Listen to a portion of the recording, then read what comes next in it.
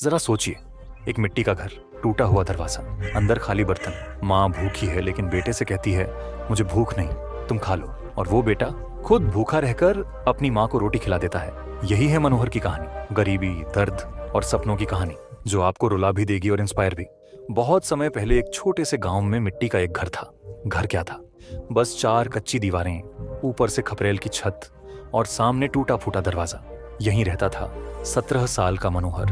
पिता मजदूर थे, जो भी काम मिल जाए वही कर लेते।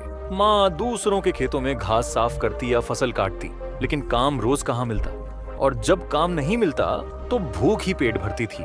मनोहर ने 5वीं तक स्कूल पढ़ा, लेकिन गरीबी ने उसे पढ़ाई छोड़ने पर मजबूर कर दिया। फटी कॉपियां, टूटी चप्पलें और बाकी बच्चों की हंसी, वो सब कह देते अरे देखो फटे हाल मनोहर आ गया। मनोहर अक्सर देखता कि उसकी माँ बिना खाए सो जाती ताकि उसका बेटा खाना खा सके। पिता दिन भर खून पसीना बहाते, लेकिन घर लौटकर बस यही कहते, बेटा थोड़ा सब्र कर, एक दिन सब ठीक हो जाएगा। लेकिन मनोहर जानता था ये बस दिलासा है। सच तो ये है कि हालात कभी नहीं बदलने वाले। गांव का लाला सेठ ब्याज पर पैसा देता और गरीबों को बर्बाद कर देता।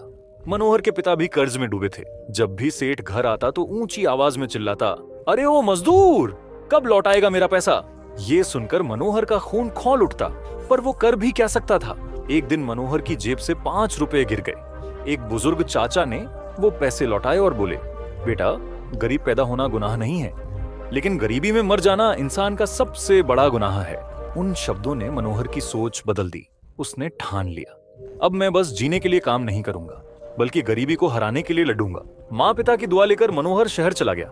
जेब में बस 2-3 दिन का खर्च और एक झोला कपड़ों का। पहली रात उसने बस स्टैंड की बेंच पर गुजारी, भूखा, अकेला और डर से भरा। लेकिन भगवान शायद उसकी मेहनत देख रहे थे। रात को अखबार वाला ट्रक आया। ड्राइवर ने कहा, बंडल उतार दो, पैसे दूंगा।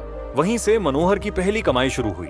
कुछ दिन उसने अखबार बेचे, फिर देखा सड़क किनारे एक आदमी कपड़े प्रेस करता है। तभी मनोहर के मन में विचार आया, अखबार बेचकर पेट भर सकता हूँ, पर जिंदगी नहीं बदल सकती। मुझे ऐसा काम करना होगा जिसमें मेहनत भी हो और इज्जत भी।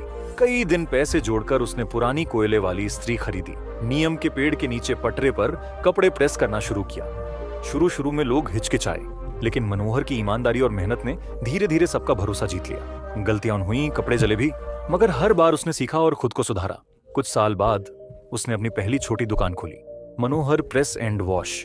फिर एक होटल का बड़ा कॉन्ट्रैक्ट मिला।